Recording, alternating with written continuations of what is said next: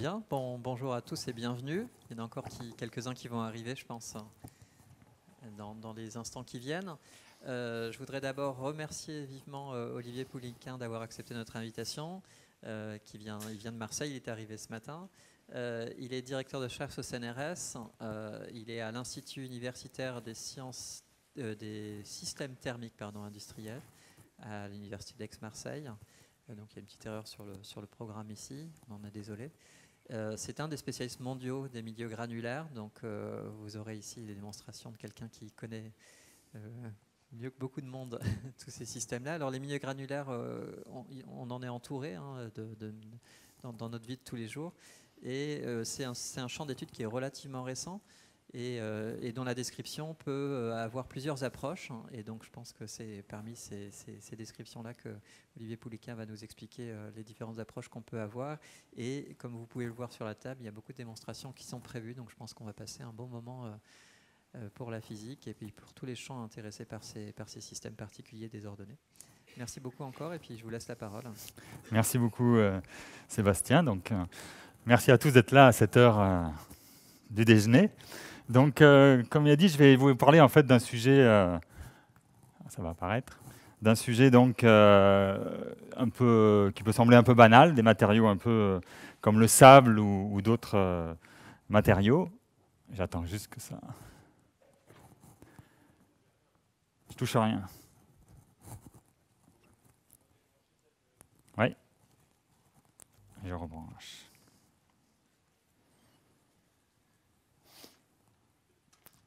Tout marchait parfaitement. Alors si ça commence comme ça, j'ai peur pour les expériences. Voilà, ça marche. Donc je disais, je vais vous parler donc d'un matériau qui a priori semble banal, qui est tous ces matériaux qu'on appelle milieux granulaires. Donc c'est tous ces matériaux sous forme de grains. Et puis ce que je vais essayer de faire, vous allez voir, c'est un exposé un peu basé entièrement sur les expériences. Donc j'espère que ça va marcher et qui va nous permettre de faire un peu un voyage dans des propriétés un peu particulières de ces différents matériaux. Alors avant de commencer, juste une précision sur ce que je vais appeler matériaux granulaires. Donc là, vous en avez des exemples. Ça va du sable à tout ce qui est céréales, riz, maïs. Vous avez bien sûr des billes. Vous avez la ceinture d'astéroïdes qui sont aussi des matériaux granulaires. C'est des rochers qui se collisionnent, tout ce qui est le sol, etc. Et ce qu'on appelle en fait matériaux granulaires, c'est principalement des matériaux formés de grains, mais des grains suffisamment grands. Donc là, j'ai mis à peu près une centaine de microns au-dessus de ça. Pourquoi?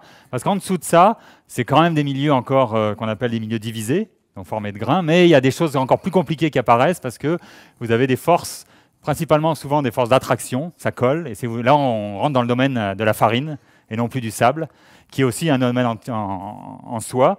Et je ne vais pas vous parler de la farine aujourd'hui, je vais vous parler uniquement déjà du sable, pour lesquels les choses sont quand même un peu plus simples, parce que les grains, ils ne collent pas entre eux, et en fait, ils interagissent principalement par contact, collision et puis friction, et on va voir que déjà avec ça, ça fait pas mal de phénomènes compliqués. Alors, pourquoi on s'intéresse à ces matériaux-là? C'est parce que y a deux grands domaines d'application où on les retrouve beaucoup. C'est à la fois dans l'industrie, et à la fois en sciences de la Terre, en géophysique, parce que les matériaux géophysiques, le sol, c'est principalement des milieux granulaires. Alors un mot sur les applications industrielles. J'ai mis juste quelques exemples de domaines industriels où on retrouve ces matériaux-là. Et une chose surprenante, c'est que c'est quand même les matériaux granulaires sont la seconde matière utilisée en termes de quantité dans toute l'industrie. Il y a beaucoup de matériaux qui, parce qu'on veut les transporter facilement, les stocker facilement, une étape du procédé sont sous forme de grains. C'est vrai de tous les plastiques, c'est vrai de beaucoup de matériaux. Vous savez quel est le premier matériau utilisé en fait? C'est l'eau. C'est l'eau, effectivement. Donc juste après l'eau, c'est tout ce qui est la matière en grains. On comprend qu'il y a quand même un intérêt certain à essayer de mieux saisir et mieux comprendre et appréhender les propriétés de ces matériaux. Pour ce qui est du problème de stockage, de transport, de transformation, etc. Donc là, j'ai mis juste quelques exemples d'industries que vous connaissez, que ce soit le bâtiment, la pharmaceutique, tout ce qui est activité minière, le génie civil, bien entendu, qui sont des applications. Donc le deuxième grand domaine d'application, c'est les sciences de la Terre et la géophysique. Vous avez ici quelques exemples d'événements catastrophiques, que ce soit des éboulements de terrain, des laves torrentielles, des avalanches de neige, où la neige peut être considérée un peu comme un matériau granulaire. Et donc là aussi, on aimerait bien connaître un peu mieux les propriétés de ces matériaux-là pour pouvoir prédire, par exemple, à quelle vitesse cet éboulement de terrain va rentrer dans l'eau pour pouvoir connaître la force du tsunami qui va pouvoir en résulter. Là, vous voyez un événement aussi, donc une lave torrentielle qui est très très liquide. On aimerait bien comprendre pourquoi elle coule autant alors que c'est des grains relativement gros qui sont présents. Donc voilà un peu le genre de questions qu'on se pose dans ces systèmes-là. Alors pourquoi on a du mal? Alors ça, c'est le dernier intérêt, c'est aussi un intérêt, j'allais dire, de physique fondamentale, qui est que ces matériaux-là nous posent des problèmes, malgré leur simplicité apparente, posent encore de gros problèmes, et on a encore du mal à décrire leur comportement, parce qu'ils sont un peu à cheval entre différents matériaux. Ils sont ni solides ni liquides, comme on va le voir au cours des expériences. Et donc, on a besoin en fait d'outils d'un peu de plusieurs pans de la physique et de la mécanique pour essayer d'aborder ces matériaux-là. Et donc là, j'ai mis j'ai illustré là quelques problématiques, quelques spécificités de ces matériaux-là qui font qu'on a du mal à les décrire. Premièrement, on a un ensemble un grand nombre de particules. C'est des systèmes multicorps avec de grands nombres de particules, mais ça, en physique statistique, on sait un peu gérer ça. Malheureusement, ici, ces particules, elles sont grosses. C'est des grains typiquement du millimètre ou du demi-millimètre. Et donc, on n'a pas tout ce qui est la thermodynamique classique, la physique statistique classique, parce que la température est négligeable. Et donc, il faut essayer de trouver autre chose pour décrire ces matériaux-là. Plus, j'ai marqué interaction complexe, la friction déjà entre deux grains, c'est quelque chose qui n'est pas facile. Donc tout ça, ça fait que c'est une science, effectivement, comme l'a dit Sébastien dans son introduction, assez récente, ça fait une vingtaine d'années qu'il y a pas mal de gens qui travaillent dessus pour essayer d'avancer dans la compréhension de ces matériaux-là, et essayer de fournir des outils pour pouvoir décrire et prédire les propriétés. Alors on va commencer... Alors, malgré toutes ces difficultés, on essaye quand même de faire des choses. Et à l'heure actuelle, il n'y a pas donc de cadre général qui permette de décrire l'ensemble des comportements de ces matériaux-là. Par contre, on se base un peu sur ce qu'on connaît. Et on sait qu'il y a des comportements de type solide. Alors là, on va plutôt aller chercher les outils vers la mécanique des sols ou la mécanique du solide. Après, vous savez que vous pouvez faire couler votre sucre en poudre dans votre café, donc il y a des comportements de type liquide. Et là, on va s'accrocher plutôt à des outils de type mécanique des fluides pour essayer de décrire ces choses-là, mais c'est un fluide un peu particulier. Et puis, il y a un dernier régime quand les grains sont très agités et ils sautent dans tous les sens, où ça ressemble à un gaz. Et là, il y a des théories qui s'inspirent de la physique statistique des gaz denses pour essayer de décrire ces matériaux-là. Donc là, dans cette présentation, je vais principalement parler des deux premiers régimes. Je ne parlerai pas trop de la physique statistique des gaz granulaires, comme on les appelle. Et donc, on va commencer par le comportement de type plutôt solide. Et là, il y a une notion sur laquelle je vais revenir pendant tout l'exposé, qui est la notion donc, de friction, qui est en fait une notion fondamentale, qui est une notion de base, en fait, qui sous-tend beaucoup de concepts pour ces matériaux-là, pour comprendre ces matériaux-là. Alors, vous avez sans doute déjà vu ce que c'est la friction. La friction, c'est typiquement quand vous avez un bloc qui frotte sur une surface. La force qu'il faut pour le mettre en mouvement et pour qu'il glisse est proportionnelle à la force normale, la force tangentielle qu'il faut exercer pour le faire bouger, est proportionnelle à la force normale que vous avez. Donc la force normale, là, c'est Fn. Et si vous voulez le faire bouger, il faut appliquer une force qui est proportionnelle à cette force Fn. Et le coefficient de proportionnalité, on l'appelle le coefficient de friction. Je vais appeler mu tout au long de cet exposé.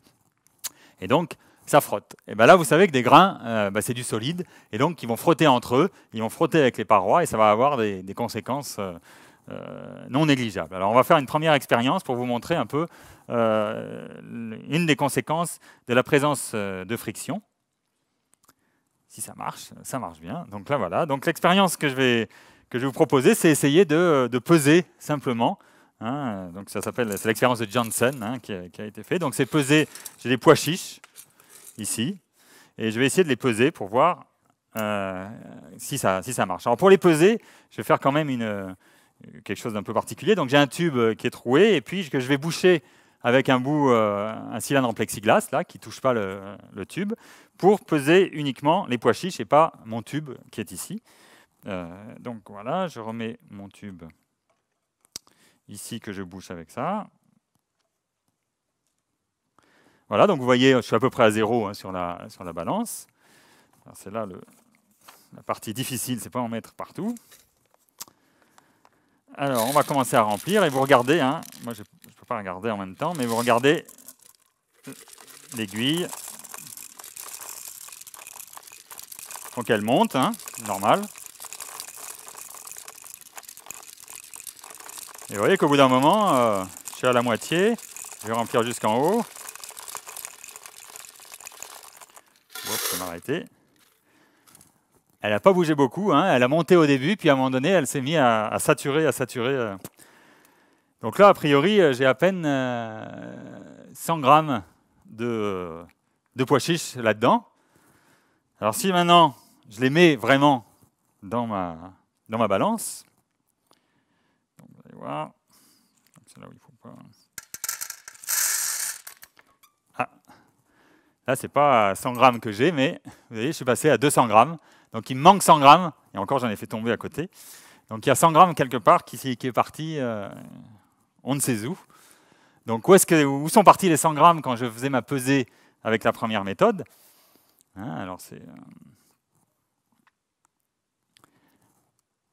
Hein, là, donc ça c'est le principe de l'expérience, vous voyez, donc je pèse uniquement les pois chiches, je ne pèse pas le reste.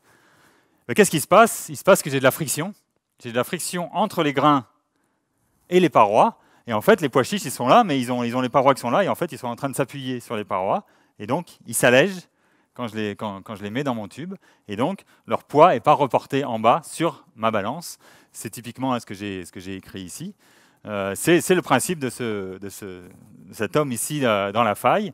Vous avez les grains du dessus qui vous appuient dessus, donc vous appuyez sur les parois.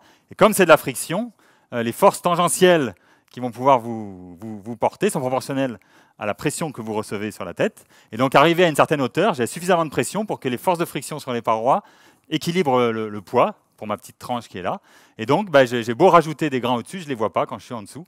Je ne sens plus leur poids parce que c'est simplement, ils sont entièrement pris par la friction le long des parois. Donc, c'est ce qu'on appelle l'effet Janssen, du nom du monsieur qui est le premier à présenter ça et à faire un modèle. Donc vous voyez un peu la courbe expérimentale, ça c'est la pression fonction de la profondeur qui sature, contrairement à l'hydrostatique. Si je fais l'expérience avec de l'eau, vous savez que vous avez la pression qui augmente linéairement avec la profondeur. Avec un milieu granulaire, parce qu'une partie du poids est pris par la friction sur les parois, ce n'est pas le cas. Vous avez cet allègement. Et donc c'est ce qui explique que les silos, par exemple, vous n'avez pas besoin d'avoir des murs très épais pour les silos, parce que vous n'allez jamais atteindre une pression énorme en bas d'un silo, parce qu'elle est répartie tout le long des parois. Donc voilà une première conséquence des lois de friction qui existent donc, dans les milieux granulaires. Vous allez voir qu'on va les retrouver tout le long.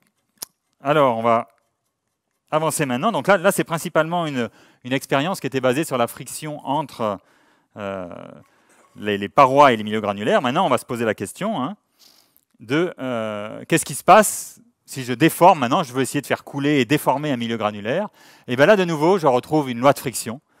Si jamais je mets des grains comme ça entre deux plaques et j'appuie dessus avec une force P, et puis j'essaye de cisailler, de déformer mon milieu granulaire, d'appliquer une déformation, on a au seuil de mise en mouvement, de nouveau une loi de friction. Alors le coefficient de friction, il dépend de deux choses. Il dépend de la friction, bien sûr, entre les grains, mais pas seulement. Il dépend beaucoup de l'aspect géométrique. La friction est reliée aussi au fait que les grains sont empilés et enchevêtrés les uns dans les autres. Et donc la forme des grains joue aussi énormément dans le coefficient de friction, mais qui va être typiquement de l'ordre de 0,3, entre 0,3 et 0,7 pour du sable, entre des billes de verre et du sable. Donc voilà, ça c'est ce qu'on appelle le critère de plasticité, c'est-à-dire le seuil de mise en mouvement d'un matériau granulaire. Alors par contre, quand on a un matériau granulaire et qu'on commence à le déformer, il se passe des choses un peu plus compliquées quand on commence à regarder dans le détail. Alors c'est ce que je vais vous montrer avec cette expérience, qui est une vieille expérience de Reynolds, 1800 et quelques. Donc l'expérience, elle est ici. Donc le principe, il est montré ici.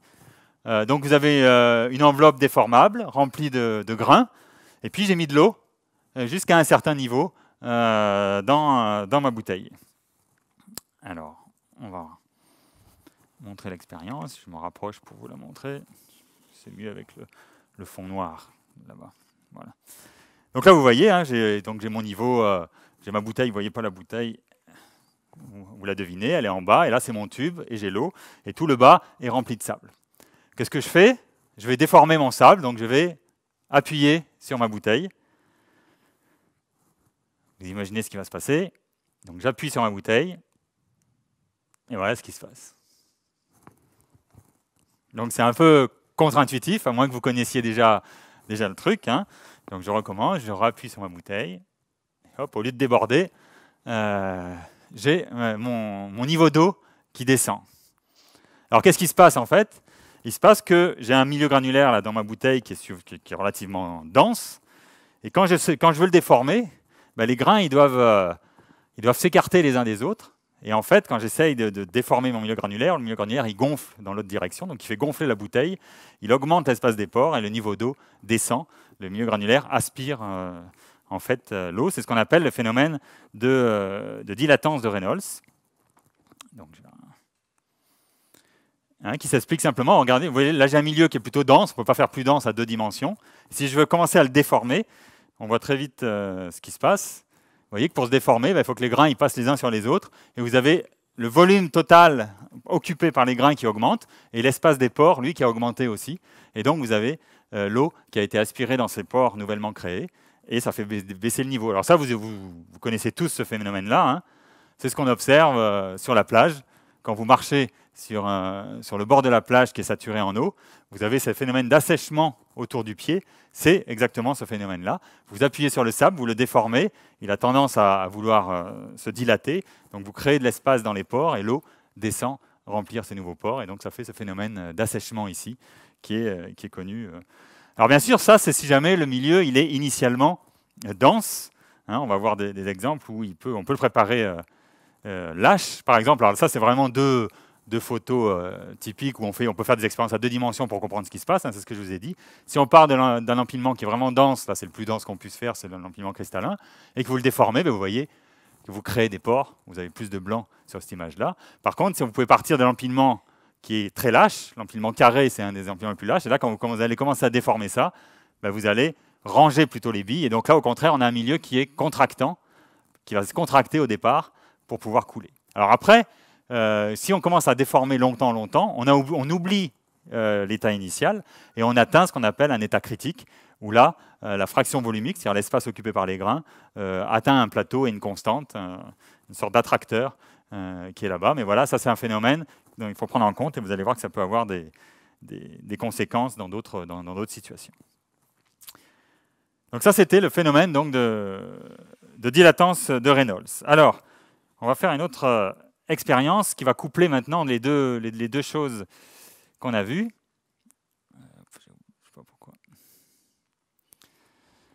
On va essayer de faire une expérience. Alors celle-là est un peu plus délicate. On va essayer quand même. Donc c'est du sable. Alors, je vais me mettre un peu loin pour que vous puissiez la voir.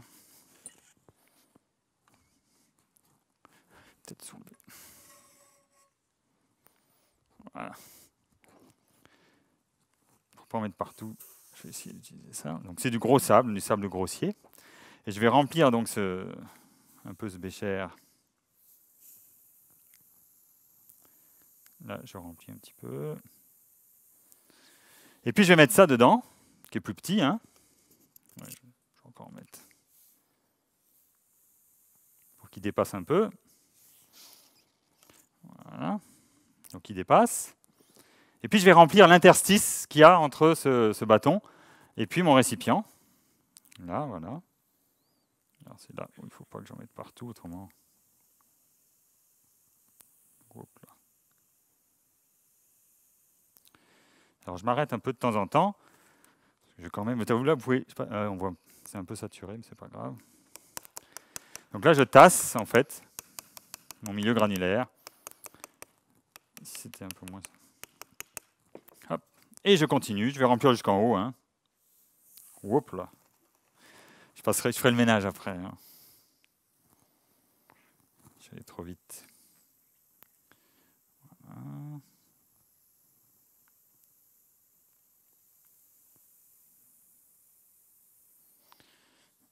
Je retasse encore un coup.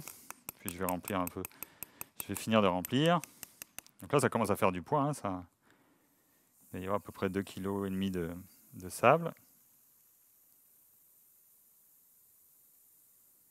Voilà. J'arrive en haut. Là, c'est bien. Ouais, c'est dommage qu'on peut baisser un peu la lumière, peut-être si vous voulez voir, mais bon. Vous voyez le niveau de sable, hein, donc. Voilà. Donc là, j'ai mon sable, mon bâton, qui est au milieu. Je prends mon temps parce que si jamais ça rate, là pour le coup, je vais en mettre partout. Et donc maintenant, le truc, c'est de prendre uniquement le bâton intérieur et de voir si j'arrive à soulever le tout, donc récipient, plus tout le sable qu'il y a dedans, les 3 kg de sable qu'il y a dedans. Et voilà. Pas mal. Donc ça tient même relativement bien. Alors pour l'enlever, en fait, il y a un truc, c'est hop, je tourne mon truc, et là, j'arrive à l'enlever. Alors qu'est-ce qui se passe ici? Pourquoi on arrive si bien à soulever, vous voyez, du poids juste en fait par friction, hein, il frotte, mais il frotte, vous voyez, là pour le coup, c'est pareil, si je le re-rentre dedans, il frotte, mais il frotte pas suffisamment pour porter tout le poids. Alors en fait, c'est un couplage entre friction et ce qu'on vient de voir, c'est-à-dire dilatance, qui est responsable de ce phénomène-là. Et en fait, ça me fait penser, alors je ne sais pas si vous connaissez, s'il y a des grimpeurs dans la salle, ce qu'on appelle un Friends ici. Qu'est-ce qui se passe? Vous avez votre matériau granulaire que j'ai compacté, qui est pris dans cette couche-là, entre le cylindre intérieur et le cylindre extérieur. Pour commencer à bouger, vous comprenez maintenant que, comme il est dense, il faut qu'il se dilate. Mais pour se dilater, qu'est-ce qui va se passer? Comme il est pris dans un fin interstice, il va pousser sur les parois. Donc il va augmenter la pression normale. Mais encore une fois, je vous ai dit, tout est contrôlé par de la friction. Donc si je pousse plus de façon normale, la friction tangentielle et la force donc critique pour pouvoir bouger augmente d'autant plus. Et donc c'est ce couplage entre dilatance. Pour bouger, il faut que je me dilate, mais si je me dilate, j'appuie plus. Et si j'appuie plus, je ne peux pas bouger. Et c'est ce couplage-là qui explique que ça tient. Et c'est typiquement ce qui a été inventé donc, il y a maintenant une cinquantaine, soixantaine d'années pour les grimpeurs, ce qu'on appelle un Friends. Alors, ce n'est pas des milieux granulaires, mais si vous avez ces deux dents qui sont là, et qui bougent comme ça, qui peuvent s'écarter ou se resserrer, et là où vous mettez votre mousqueton, c'est en bas ici. Donc si vous appuyez ici, vu la géométrie, vous allez faire... Donc le milieu, il frotte un petit peu, vous avez des ressorts qui frottent un petit peu.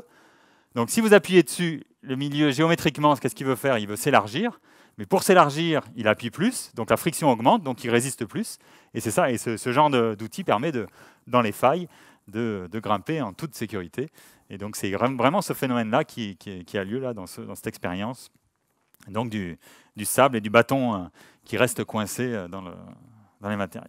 Donc vous voyez, là on a couplé dilatance et friction, et vous voyez que ça commence à faire des phénomènes non négligeables. Alors on va passer maintenant au comportement un peu plus liquide, maintenant qu'on a un peu compris comment un milieu granulaire commence à se déformer. Là maintenant on va le faire carrément couler et voir un peu qu'est-ce qui peut se passer. Alors ça c'est une expérience, bon je ne l'ai pas faite ici parce qu'on en met aussi un peu partout, puis on la voit bien ici. C'est simplement des billes de verre qu'on fait couler sur un plan, et vous voyez qu'effectivement on a un comportement liquide, on a l'impression de faire couler là du lait ou de la crème là c'est un papier de verre qui est là. Alors il y a des phénomènes qui sont différents d'un liquide classique, vous voyez qu'il reste une couche par exemple sur le plan incliné ici, mais ça se comporte comme un liquide. Donc une des questions qui a motivé pas mal d'études et de recherches, c'est de savoir ce liquide-là, comment il se comporte. Est-ce que je peux le décrire comme un liquide normal? Quelles sont ses lois de comportement, c'est-à-dire comment je peux mathématiquement l'écrire, et quelle est sa rhéologie, c'est-à-dire comment je peux relier les forces qui se développent quand ça coule. Alors pour faire ça, on peut faire les mêmes genres d'expériences, en tout cas conceptuelles, que ce que je vous ai présenté tout à l'heure, où je mettais mes grains entre deux plaques, j'appuie dessus, puis je déforme. Mais là, je vais commencer à déformer continuellement, et puis à des vitesses de plus en plus grandes, pour voir un peu. L'idée ici, c'est d'essayer d'estimer ou de comprendre quel est l'équivalent de la viscosité pour les milieux granulaires, qui se comporte de façon différente d'un fluide classique où la viscosité suffit à bien décrire les choses.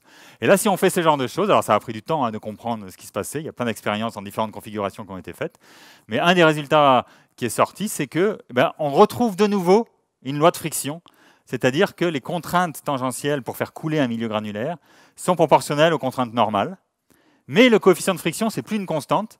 Le coefficient de friction, maintenant, il dépend également de la vitesse à laquelle vous cisaillez. Si vous cisaillez très vite, vous allez avoir un coefficient de friction qui est en moyenne plus grand. Et donc c'est ça qui donne l'aspect visqueux du milieu granulaire. Plus il va couler vite, plus il va dissiper, plus il va frotter.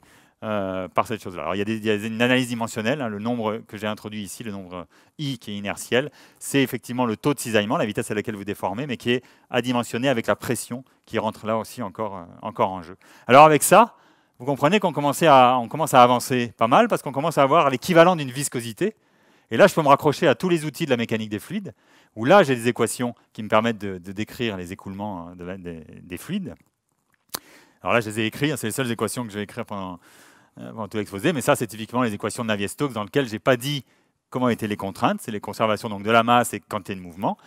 Et maintenant que je sais comment les contraintes sont reliées aux vitesses de déformation, eh ben, je peux essayer de résoudre ces équations comme un fluide. C'est une sorte de fluide avec une viscosité très bizarre que j'ai entourée en rouge, parce que c'est une viscosité qui dépend de la pression. Donc plus vous êtes comprimé, ben, plus vous êtes visqueux. Et ça, c'est quelque chose de très particulier et qui est spécifique à ces matériaux granulaires et qui leur donne des propriétés lors des écoulements assez particuliers. Alors, juste pour vous montrer quelques exemples, par exemple, d'études assez récentes qui ont été faites, en utilisant ce modèle-là pour essayer de prédire les écoulements qu'on voit. Alors ça, c'est un écoulement classique qui a été beaucoup étudié, c'est l'écoulement de lâcher d'une colonne. Vous remplissez un tube, vous l'ouvrez, et puis c'est le pâté de sable hein, qui s'étale. Et là, ce que vous avez en gris, c'est des résultats donc, d'expériences numériques, mais c'est les grains qui sont vraiment simulés. Et en rouge, c'est les prédictions du modèle continu, type fluide, que je vous ai présenté. Et vous voyez que ça marche pas trop mal, qu'on arrive à commencer à pouvoir quantitativement prédire, sans avoir à prédire, bien entendu, on pourrait essayer de prédire le mouvement individuel de chaque grain, mais là, on fait l'approche continue. On suppose que c'est un liquide bizarre, qui a cette rhéologie, et vous voyez qu'on arrive à faire des choses. Alors ça, c'est un exemple. D'autres exemples, c'est par exemple ces vagues qui apparaissent quand vous faites couler du sable sur un plan. On arrive à prédire quand est-ce qu'elles arrivent, quelles sont leurs caractéristiques. Là, c'est des écoulements de silos, c'est des prédictions d'écoulement de silos. Donc vous voyez que d'avoir cet outil de rhéologie, de comprendre cette loi de friction, ça a permis de faire pas mal de prédictions et de modèles. Alors là, ça commence à être utilisé un peu plus maintenant pour des applications géophysiques, où on peut essayer maintenant de mettre une topographie compliquée. On lâche ce liquide avec cette rhéologie particulière à un endroit donné et voir un peu jusqu'où ça coule et commencer à essayer de voir pour prédire les événements catastrophiques et par exemple définir des zones de sûreté ou des choses comme ça. Alors on est encore loin parce que c'est des modèles assez simples hein, qui ont été développés pour des matériaux modèles. En géophysique, il y a d'autres choses compliquées, on va le voir après à la fin de cette présentation, là où il commence à y avoir des liquides en plus, il y a des grains de toute taille, donc ça fait des phénomènes compliqués, mais c'est une première étape où on commence à aller quand même un peu plus loin avec ces lois de friction qu'on a pu mettre en évidence. Alors, vous allez me dire, bon, c'est la fin de l'histoire, vous avez tout compris, non, on n'a pas tout compris encore. Cette rhéologie, donc, c'est une première étape, ça donne dans l'ordre 0 de ce que j'appellerais la viscosité d'un milieu granulaire. Maintenant, ça n'explique pas tout. Il y a pas mal de phénomènes qui ne sont pas expliqués, notamment quand on déforme lentement. Ça marche très bien quand ça coule bien. Quand ça ne coule pas très bien, il y a des choses qu'on ne prédit pas. Alors là, c'est un exemple. Par exemple, si vous faites cette expérience-là, vous faites couler du sable sur un tas. Ce qu'on voit, c'est qu'il y a une couche qui coule. Ça, on arrive bien à l'attraper, l'épaisseur de la couche qui coule, sa vitesse avec ce genre de modèle. Mais ce qu'on voit, si on regarde finement, c'est qu'il y a toute une queue exponentielle. Là. C'est-à-dire que même loin de la couche qui coule, ça coule quand même un peu. Or, ce genre de modèle qui prédit qu'il y a un seuil, un vrai seuil de friction, prédit que ça ne devrait pas couler du tout. Donc ce genre de phénomène n'est pas encore du tout prédit. Alors, il y a un autre phénomène. Alors, je vais vous montrer un peu pourquoi on pense que ça ne suffit pas et qu'est-ce qui manque dans ce genre de modèle. C'est en fait que vous voyez, c'est une loi simple qui relie. Alors, je vous rappelle que dans le nombre I, il y a la vitesse de cisaillement. Et ce qu'on dit simplement que les contraintes en un endroit sont proportionnelles, dépendent du taux de cisaillement à cet endroit-là. Donc c'est quelque chose de purement ce que j'appelle local, c'est comme un liquide. Tout ce qui se passe à un endroit dépend des propriétés d'écoulement à cet endroit-là. Or, il semblerait que ça ne suffise pas et qu'on ait des effets non locaux. Alors je vais vous faire une expérience où on essaie de mettre en évidence ces effets non locaux. Alors l'expérience est la suivante.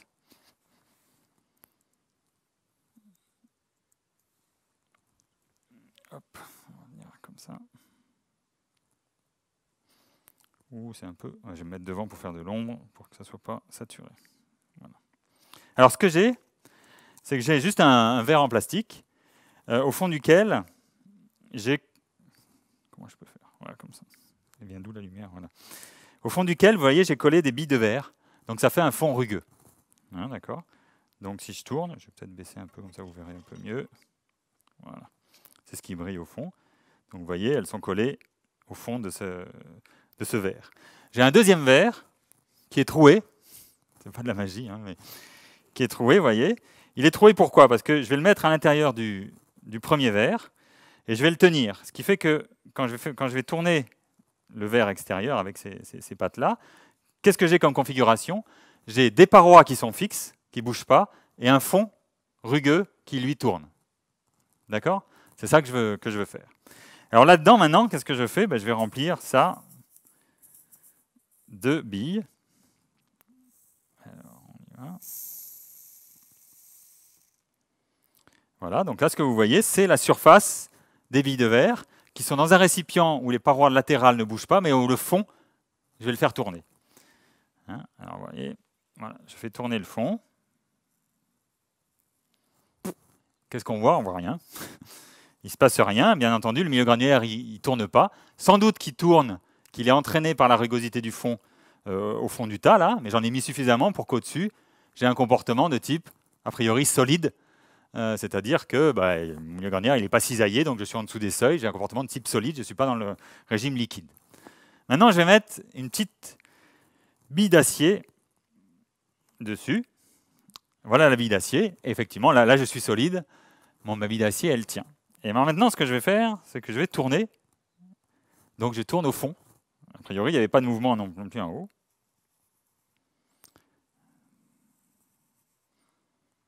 Donc, j'arrête. Là, elle s'arrête. Hein. Mais dès que je tourne un peu, vous voyez, hop là. J'arrête. Je reprends.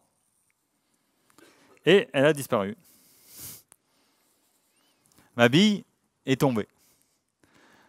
Donc, qu'est-ce qui se passe là? En fait, là, je trouve que c'est une illustration en fait, de ce qu'on appelle un peu les phénomènes non locaux. C'est-à-dire que j'ai beau avoir un matériau qui, macroscopiquement, a l'air d'être solide, il n'est pas en train d'être cisaillé et de bouger.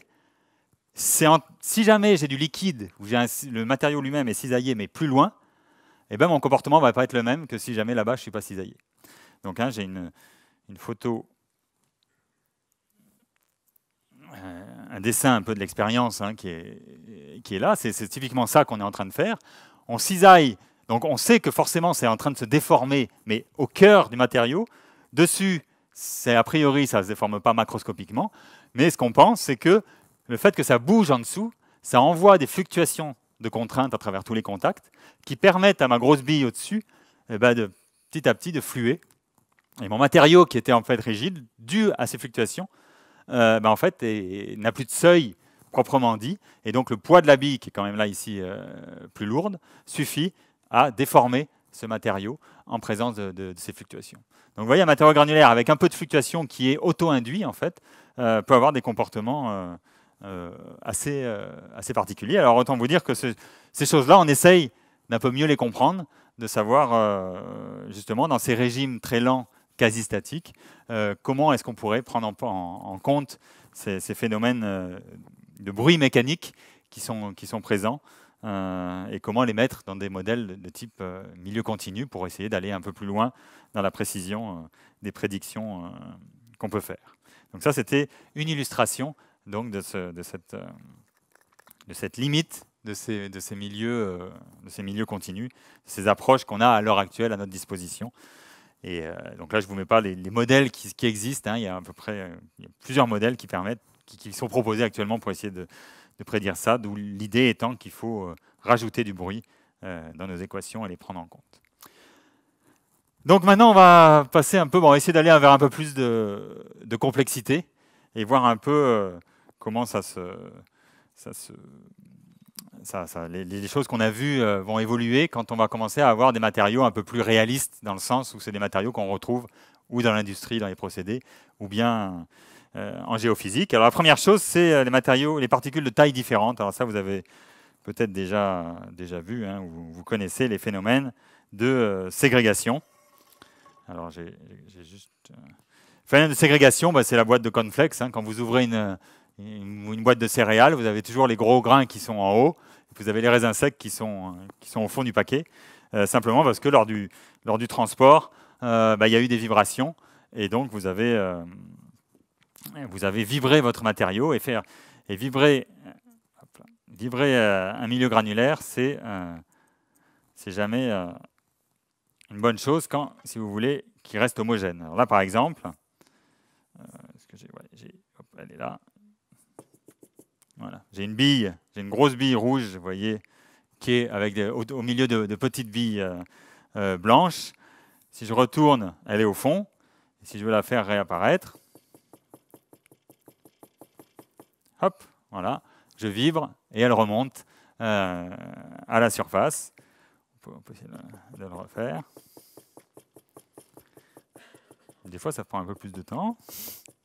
Et là, voilà, qui revient ici. Alors, évidemment, ce genre de phénomène embarrasse drôlement tous les gens qui essayent de mélanger des particules de taille différentes, notamment en génie civil. Vous avez des gros grains, des petits grains, des moyens grains.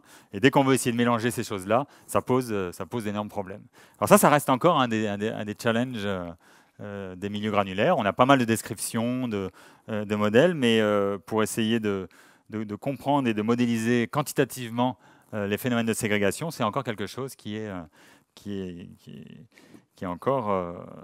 fait l'objet de nombreuses recherches. Alors je vais vous montrer une autre expérience qui est une approche un peu différente qu'on a au laboratoire, qu'on a commencé à développer pour essayer de comprendre la ségrégation sous écoulement. Alors ça, c'est de la ségrégation sous vibration, mais vous pouvez faire la même chose sous écoulement. Si vous faites couler un mélange de grains, vous allez avoir les grosses qui remontent à la surface.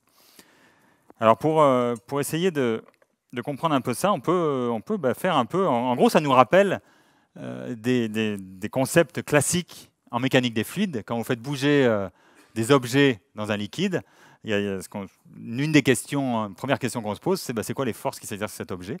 On a les forces de traînée, vous avez aussi les forces de portance qui font voler les avions. Et donc, une des questions, c'était de savoir qu'est-ce qui se passe dans un granulaire si je fais ce genre d'expérience. Alors, je vais reprendre le sable de tout à l'heure, là, que je mets dedans. Je vais en mettre ça. Voilà. Et puis là, alors, ce que j'ai, c'est que j'ai simplement une tige avec une ficelle et au bout, une bille qui est là. Et je vais traîner la bille dans mon matériau. Alors, vous avez la ficelle, elle est attachée en bas du bâton. Et le bâton, je vais le plonger tout au fond. Donc, elle est tirée plutôt vers le bas par la ficelle. Un peu, voilà. Je l'enfonce tout en bas. Puis, je me mets à tourner. Pour que vous puissiez voir quand même. Hop, ce qui se passe. Voilà, la ficelle est un peu longue, mais... Hop, vous voyez que la bille, elle remonte. Alors, on peut... un peu plus courte, on peut la renfoncer tout au fond, et je recommence. Et vous voyez qu'elle remonte assez vite. Et en fait, ça, le résultat de l'explication de ça, c'est vous êtes en train de faire bouger une bille dans un milieu granulaire comme ça. Elle est sphérique, c'est pas une aile d'avion, et malgré ça, elle subit des forces de portance, c'est-à-dire qu'elle vole dans le sable. C'est-à-dire dans du sable, vous pouvez voler avec des ailes rondes. Il n'y a pas besoin d'avoir des profils asymétriques pour voler dans du sable. Alors pourquoi? Alors maintenant, vous devez commencer à avoir tous les éléments en main pour comprendre pourquoi on peut voler dans le sable quand on n'a pas d'asymétrie géométrique, parce qu'a priori, est-ce que j'ai un système si j'ai une symétrie haut-bas, il n'y a aucune raison qu'une force de portance se développe. Il faut que je crée de l'asymétrie. Alors la symétrie, d'où elle vient ici? Si vous avez suivi, vous devez savoir maintenant. La symétrie, elle vient d'où? Donc ça, c'était le principe de l'expérience. Eh bien, elle vient de la rhéologie. Encore une fois, je vous ai dit, le milieu granulaire, c'est contrôlé par de la friction. Donc les forces, la viscosité, ça dépend de la pression. Là, j'ai un milieu qui est sous gravité, donc j'ai une forte pression en bas, une plus faible pression au-dessus. Et en gros, je suis dans un matériau qui est pas homogène en termes de loi de comportement, parce qu'il est plus visqueux au-dessous qu'au-dessus. Donc ça, c'est juste avec les mains, essayer de comprendre pourquoi il y a des forces de lift, de portance. Imaginez que vous avez un milieu granulaire sous pression, mais qu'il n'y a pas de gravité, c'est-à-dire que votre pression elle est homogène partout. Vous faites avancer votre bille, il va y avoir de fortes forces de résistance devant, des faibles forces derrière, mais vous avez cette symétrie ici, entre le haut et le bas, qui fait que verticalement, j'ai aucune force, aucune résultante des forces. Maintenant, à ça, vous rajoutez la gravité, qui fait qu'en fait, j'ai un gradient de pression. Ma pression, elle est plus forte en bas qu'en haut. Comme je vous ai dit, toutes les forces, c'est des forces de friction. Ça veut dire que mes grosses flèches rouges là-bas, elles vont être pondérées par le niveau local de pression. Donc ma force du haut, elle va être un peu plus faible. Ma force rouge du haut va être un peu plus faible que ma force rouge du bas. Et donc, vous voyez qu'il en résulte une force verticale vers le haut qui fait remonter la bille. Et donc, vous voyez qu'ici, dû à la spécificité de la rhéologie frictionnelle du milieu granulaire, on arrive à comprendre qu'on a ce phénomène de ségrégation, cette grosse bille qui monte au-dessus. Alors évidemment, ici, vous traînez dans un milieu granulaire, dans une ségrégation normale, la bille est entraînée, mais ce qu'on a montré, c'est qu'on a le même genre de comportement. Et donc ça ouvre des perspectives d'essayer de décrire la ségrégation d'un milieu granulaire en termes, encore une fois, de mécanique des fluides, simplement en termes de force hydrodynamique qui s'exerce sur des objets, donc les grosses billes étant prises comme objets individuels, et puis les petites, c'est le bain du liquide un peu particulier. Donc ça, c'est une des voies prometteuses pour essayer d'approcher ce phénomène de ségrégation dans les milieux granulaires. Alors le temps passe, je vais finir quand même en allant... Hop là. En passant maintenant à deux expériences où on va commencer maintenant à mettre de l'eau dessus.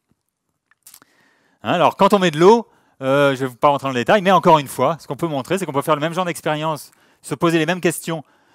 C'est quoi les forces en présence quand je déforme, quand je fais couler un milieu granulaire, mais maintenant il y a de l'eau entre les grains. L'eau entre les grains, ça fait de la dissipation visqueuse entre les grains. Et en gros, ce qu'on a montré, c'est qu'on peut avoir le même formalisme. On a de nouveau une loi de friction, c'est-à-dire que les contraintes sont proportionnelles, les contraintes tangentielles sont proportionnelles aux contraintes normales, avec un coefficient de friction qui dépend aussi de la vitesse à laquelle je cisaille, mais d'une façon un peu différente. Je ne vais pas rentrer dans les détails. Et avec ça, on peut faire un peu de rhéologie aussi encore de milieu granulaire sous l'eau. Là, le problème, c'est que quand j'ai de l'eau, il y a des phénomènes qui vont être amplifiés, et notamment les phénomènes dus à la dilatance qu'on a vu au tout début. Si j'ai les changements de volume de mon milieu granulaire, là maintenant, il faut en plus que l'eau elle suive, parce que l'eau est incompressible. Et ça va donner lieu à des phénomènes assez particuliers. Alors c'est l'expérience que je vais vous montrer maintenant, qui est ici. Alors, je vais ranger un peu là. Hop.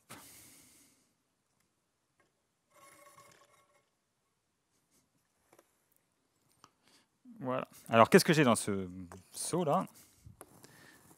J'avais une cuillère, je vais faire ça avec la fourre. C'est quand même facile. Dans ce seau-là, j'ai du sable et de l'eau, c'est tout. Vous voyez ici. Je vais peut-être mettre un peu plus haut, comme ça vous allez voir un peu mieux. Voilà. Que je vais mélanger. Voilà, c'est vraiment le pâté de sable. On mélange. Voilà. Je fais, hop, un beau pâté de sable. Et puis je mets, donc ça c'est mon sol. Et puis je mets un immeuble, je construis mon immeuble sur le sol. Voilà, tout va bien. Rien ne bouge, tout est solide. Mais j'habite dans une région sismique, et donc il y a un tremblement de terre qui arrive. Et mon tremblement de terre, c'est que ça fait vibrer le sol.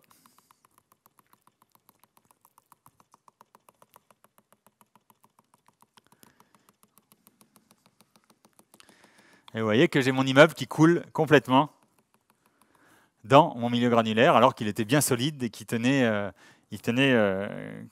comme il faut.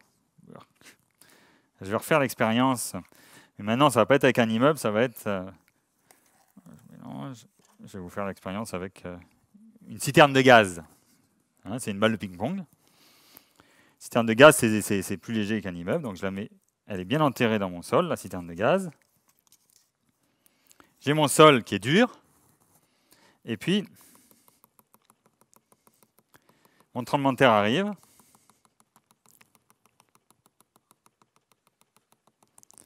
Et hop, ma citerne de gaz, elle remonte à la surface. Alors ça, c'est un phénomène qui s'appelle la liquéfaction des sols, qui est très connu en mécanique des sols, et qui pose bien entendu d'énormes problèmes. Le principe, il est là. Le principe, c'est le couplage entre la dilatance qu'on a vu tout à l'heure, enfin, ou la compaction, et le fait qu'il y ait une présence d'eau. Ici, qu'est-ce que j'ai fait quand j'ai remué initialement mon matériau? J'ai un milieu plutôt lâche qui est rempli d'eau, mais ça tient. C'est l'image ici que vous avez à gauche. Quand je commence à faire vibrer, je veux déformer mon milieu granulaire, je veux le compacter, mais là, pour le coup, il y a de l'eau entre les pores. Donc pour se compacter, il faut que l'eau sorte. Et l'eau, en sortant, elle frotte, elle entraîne un peu les grains, elle porte une partie du poids des grains. Et comme vous connaissez maintenant que c'est de la friction, si vous prenez une partie du poids des grains par le mouvement de l'eau, vous diminuez la pression entre les grains, donc la résistance, et donc le matériau, il peut même aller jusqu'à une résistance nulle, être en suspension. Et à la fin, par contre, vous avez bien compacté, les grains de nouveau, ils sont en contact, et vous avez un milieu qui est de nouveau bien solide, et vous avez du mal à ressortir votre immeuble. Hein, donc ça, là, il y a un petit film qui montre un peu le principe. Hein. Et ça, c'est l'observation en vrai donc, des phénomènes de liquéfaction. Vous voyez que ça, c'est des tremblements de terre où le sol s'est liquéfié. Ce n'est pas les vibrations qui ont cassé les immeubles. Les immeubles sont restés intacts. C'est simplement le sol qui s'est complètement liquéfié et les immeubles qui ont coulé dans le sol qui était devenu liquide à cause des vibrations et de cette compaction et de ce couplage entre l'eau et les mouvements des grains. Donc ça, c'est un des phénomènes dangereux. Alors une deuxième expérience qu'on peut faire dans le même registre, hein, c'est celle-là. C'est les expériences d'avalanche. Parce que le même genre de choses peut se passer sur les avalanches.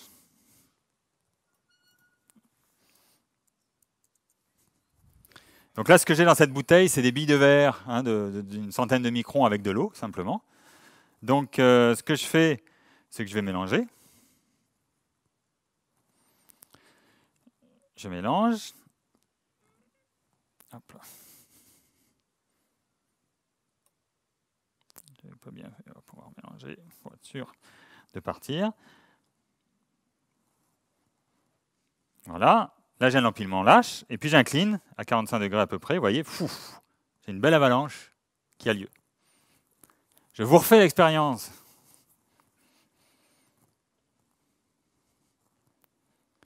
Mais avant de faire l'expérience, je prends ma baguette magique et je tape dessus abracadabra 3 fois.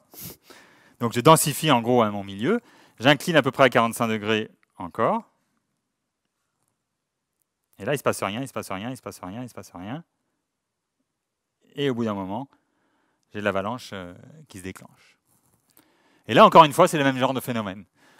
Alors là, dans une petite bouteille, c'est pas dramatique, mais c'est parce que vous avez un milieu lâche initialement. Alors ça, je vous montrer la même expérience en grand. Ça, c'est fait donc, dans l'État de Washington, aux États-Unis, par Dick Iverson. Il a un sol modèle, alors c'est des mélanges de boue, etc.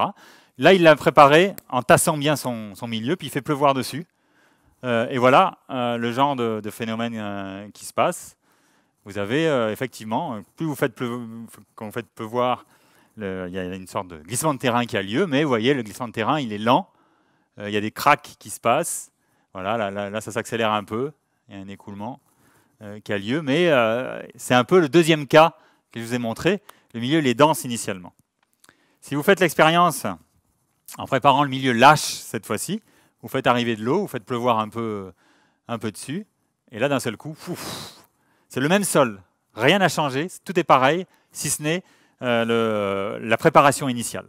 Et là, c'est encore une fois le rôle de l'eau et du couplage entre l'eau et les grains qui est dû à ça. Donc ça, c'est le principe. Hein. Si vous partez d'un empilement lâche, vous voulez le faire couler, il va se compacter. Pour se compacter, l'eau va être expulsée, va porter une partie du poids des grains, ça diminue la friction et ça coule très facilement. A l'inverse, si vous partez d'un cas dense, pour commencer à couler, il faut qu'il se dilate. Pour se dilater, il faut qu'il aspire de l'eau, qui va presser les grains entre eux, qui augmente la friction et qui stabilise. Donc là, il y a vraiment un couplage et une faible écart de fraction volumique initiale donne des comportements macroscopiques à long terme qui peuvent être dramatiques. Voilà, alors ça c'est un autre exemple, hein, c'est pareil, c'est un impact en préparant lâche, en préparant dense, un empilement dense, vous voyez qu'on a des comportements complètement différents avec le même sable, la même eau, la même bille. Mais dans un cas, elle tombe et c'est comme un liquide. Dans l'autre cas, c'est complètement dense ici.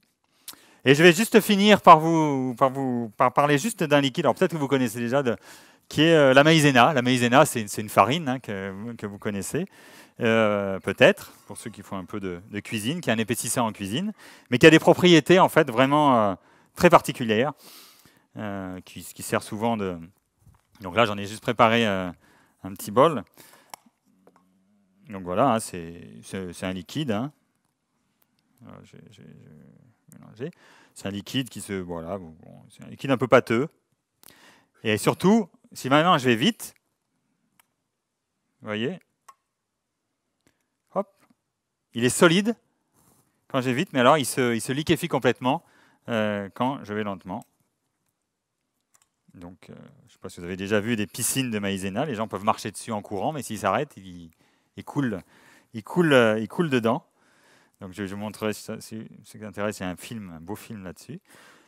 Alors, pourquoi je vous montre la maïzena hein, vous voyez, si jamais je rentre ma cuillère dedans, c'est tout mou. Maintenant, si je la rentre dure, si je la rentre rapidement, c'est comme un solide, j'arrive pas à rentrer dedans.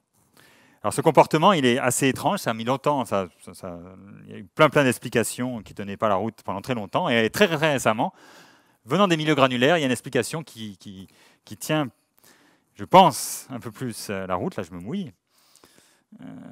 Et juste pour vous en donner un peu l'idée, c'est que la maïzena, ça n'est rien d'autre qu'une suspension de grains d'amidon de maïs dans de l'eau.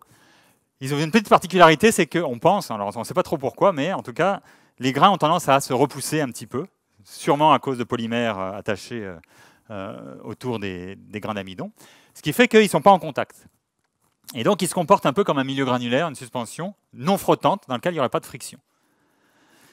Sauf que, donc ça c'est vrai, tant que vous cisaillez lentement. Si vous commencez à cisailler de plus en plus fort, vous allez augmenter la pression sur les grains, et il y a un moment donné où la pression sur les grains va être supérieure à la force de répulsion, et vous allez passer dans un comportement type milieu granulaire frottant, où ça frotte. Or, une grosse différence entre milieu granulaire frottant et milieu granulaire non frottant, c'est justement ces aspects de dilatance et cette fraction volumique critique. Si vous êtes non frottant, vous arrivez à empiler et à faire couler les grains à des fractions volumiques beaucoup plus denses que si vous êtes frottant, où il faut qu'ils se dilatent. Donc en gros, pour une suspension classique qui n'est pas la maïzena, je vous avais dit, il y a une fraction volumique critique en dessous, vous êtes liquide, au-dessus, vous êtes solide. Et si vous partez ici et que vous voulez déformer, vous avez dilatance ou contractance. Mais pour la maïzena, vous avez plutôt une courbe de ce type-là. Donc ça, c'est fraction volumique, et ça, c'est la vitesse de cisaillement. Donc si vous êtes ici, c'est ce que j'ai préparé, vous êtes liquide tant que vous déformez lentement. Et si vous commencez à déformer vite, vous passez à un milieu granulaire frottant, et vous passez dans le régime solide, et donc le milieu se bloque, il ne peut plus couler, et ça fait ces fractures et ce comportement complètement solide. Et donc vous voyez comment, avec la mécanique des milieux granulaires, on commence à pouvoir comprendre ce genre de fluides complexes qui sont... Voilà, donc ça c'était juste pour essayer de conclure. Je vais finir là-dessus, et donc pour conclure, ça c'était le film. Je vous montrerai peut-être après, je vais peut-être m'arrêter là si on veut des questions. Donc juste pour vous, c'était donc un peu une illustration des comportements des matériaux granulaires. Je pense qu'il y a un concept que j'ai essayé de faire passer, c'est ce concept de friction, que ce soit les seuils de plasticité ou même les écoulements et la rhéologie de ces matériaux-là est principalement basée sur la friction. Et on n'a pas forcément l'habitude de raisonner en termes de friction, ce qui donne lieu en fait à tous ces phénomènes un peu exotiques, ou pas exotiques, mais en tout cas qui ne sont pas triviaux à première vue. Et c'était juste pour finir, pour vous dire que c'est quand même un domaine où on a besoin, pour essayer de comprendre ces matériaux complexes, de beaucoup de domaines de la physique, que ce soit la physique d'interface, la physique statistique. Il y a tout ce qui est développement d'outils numériques pour essayer de décrire et de simuler ces matériaux-là. Tout ce qui est bien entendu mécanique des solides, mécanique des fluides. Et qu'en gros, c'est ce qui fait un peu la richesse de ces matériaux. On est à la frontière de toutes ces disciplines. Et là-dessus, je vais m'arrêter et je vous remercie pour votre attention.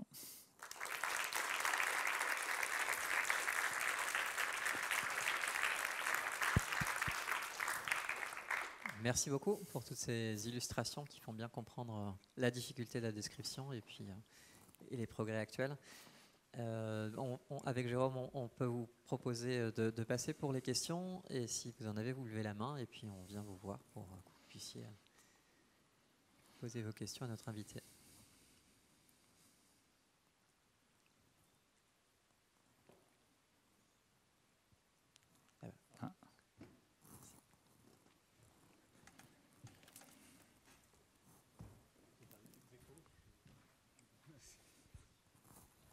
Bonjour, merci pour l'exposé.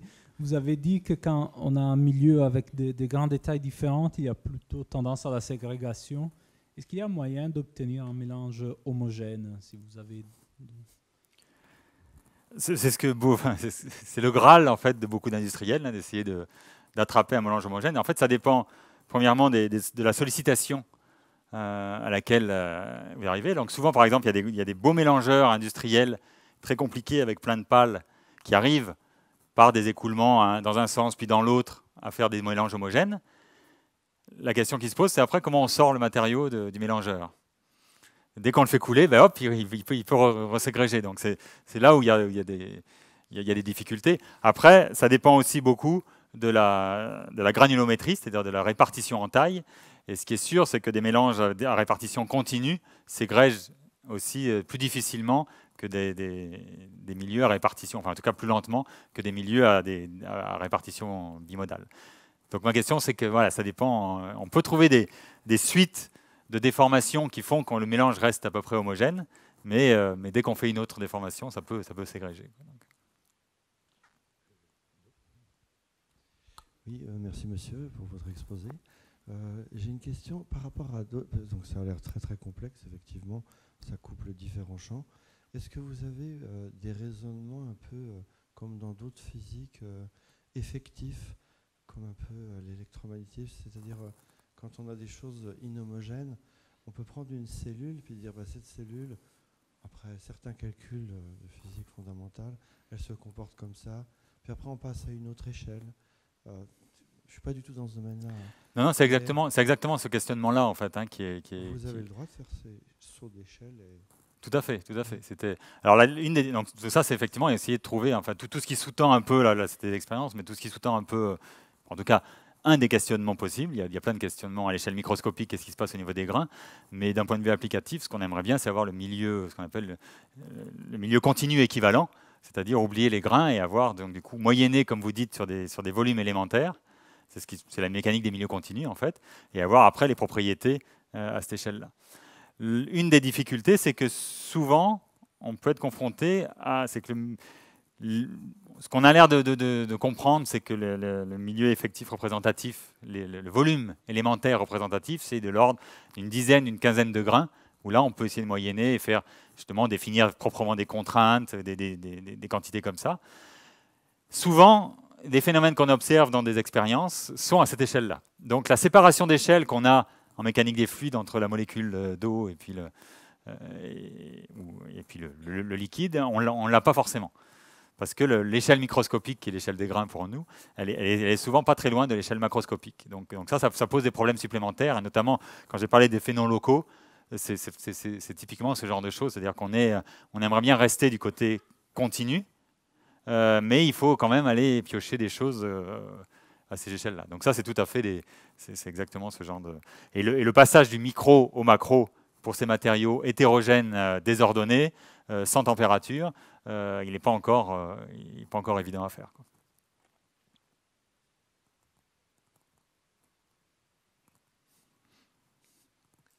Je profite de ce moment pour poser une question de mon côté. Vous avez fait allusion tout à l'heure à des phénomènes autour des planètes. Sur la formation, par exemple, des planètes, on sait qu'on part de particules qui font quelques micromètres, les grains de poussière interstellaires, et puis sur des échelles de temps cette fois-ci très grandes, ils s'agrègent pour former des planètes finalement et leurs satellites. Est-ce qu'il y a aussi des approches de votre champ disciplinaire sur ces formations de planètes, en plus de ce qui peut se faire en mécanique peut-être plus classique? Oui. Alors il y en a. Alors je suis pas du tout spécialiste. Alors pour ce qui est de tout ce qui est agglomération, il y a des gens effectivement qui travaillent un peu là-dessus. Après il y a deux champs moi que je connais un peu mieux. Les ceintures donc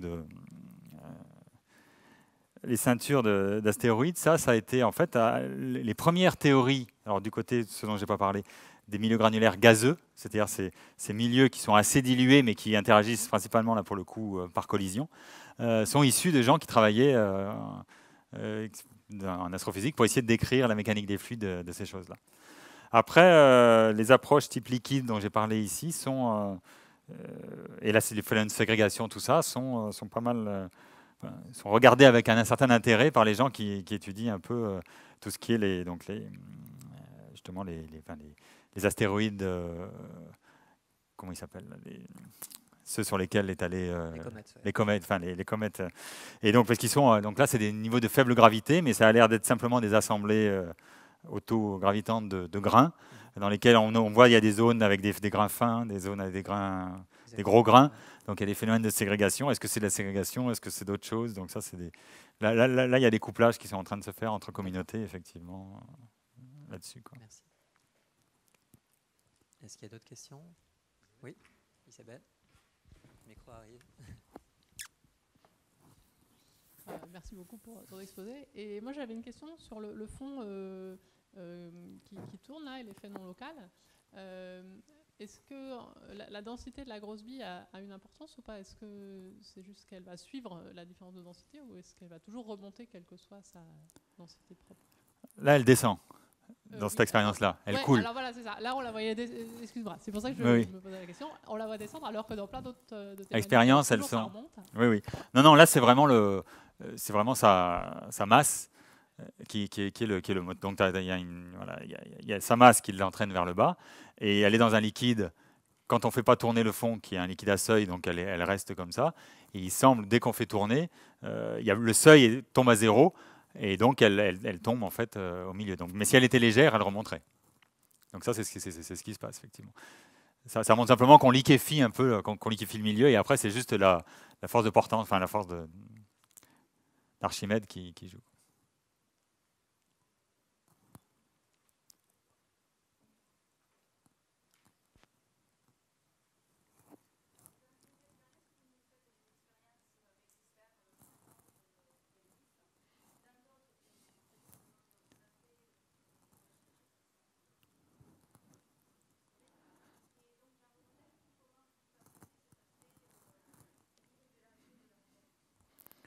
Alors, ça, c'est une très bonne question. Ce qu'on espère, juste pour dire la démarche, c'est que si déjà on ne sait pas décrire les comportements avec des billes de verre où il n'y a qu'un seul paramètre qui est le rayon, en fait, dans ce cas-là, alors on ne pourra pas aller plus loin. Donc ça, c'est une première. Pourquoi il y a eu beaucoup d'expériences avec des sphères, c'est ça. Maintenant, le rôle, alors ce qu'on a l'air, c'est que le rôle de la forme est important. Maintenant, dans le contexte un peu que je vous ai présenté ici, dans le cadre des lois de friction ou des lois rhéologiques, ce qui semble, c'est que ça ne fait que changer les chiffres. C'est-à-dire que les coefficients de friction pour des particules irréguliers sont plus grands que pour des sphères. Les phénomènes de dilatance sont aussi un peu amplifiés. La dilatance est plus importante quand on met du sable, parce que l'enchevêtrement, à cause des grains, il faut qu'il se dilate un peu plus pour couler.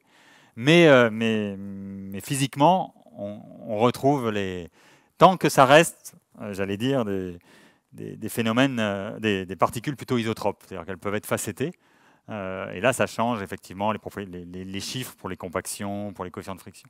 Maintenant, si vous commencez à prendre des particules qui ont un degré de liberté supplémentaire, un paramètre d'ordre supplémentaire qui serait un allongement, alors là, on rentre dans une autre chose, parce que là, il y a tout l'aspect ordre nématique qui peut rentrer en jeu, et alignement, et ça qui, pour l'instant, n'est pas du tout pris là-dedans.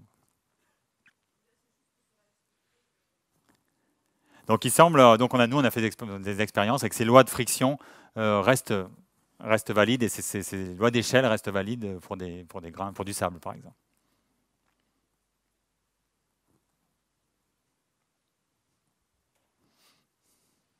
S'il y a d'autres questions? Non, sinon pour l'instant, on va remercier de nouveau Olivier Pouliquen. Alors, merci beaucoup. Merci.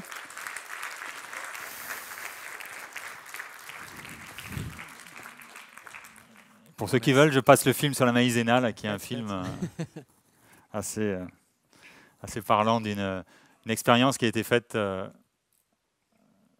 Bon, là, c'est pour essayer de marcher sur l'eau. Et en fait, je suis désolé, c'est un spot de publicité hein, pour une banque malaisienne, mais où ils ont vraiment fait. Donc voilà la maïzena qui arrive en camion-citerne. Donc vous voyez ce que je vous dis, hein, ça peut se fracturer, mais ça peut coller aussi. Et voilà comment on peut marcher sur un liquide. Et là, comment ça marche? Simplement, quand vous marchez, vous déformez rapidement le liquide, et donc il se comporte comme un solide. Et donc vous pouvez comme ça... Alors bien sûr, il ne faut pas s'arrêter, c'est ce qu'on va voir à un moment donné.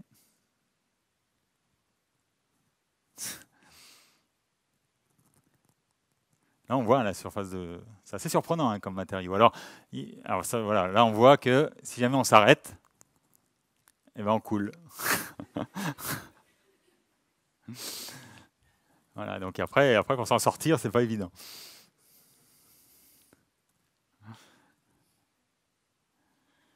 Alors, les applications c'est ce qu'on appelle les fluides réo-épaississants. Hein. Une des applications, les premières applications de ces fluides-là, c'était pour les gilets pare-balles. Parce que si vous mettez ça dans des gilets pare-balles, ça garde une souplesse. Donc, on peut bouger parce que c'est liquide. Par contre, sous l'impact d'une balle, ça se durcit instantanément et donc ça peut permettre de faire des protections. Quoi. Voilà. Donc là, après, ils s'amusent. Voilà, ça c'était le film sur la maïzena final.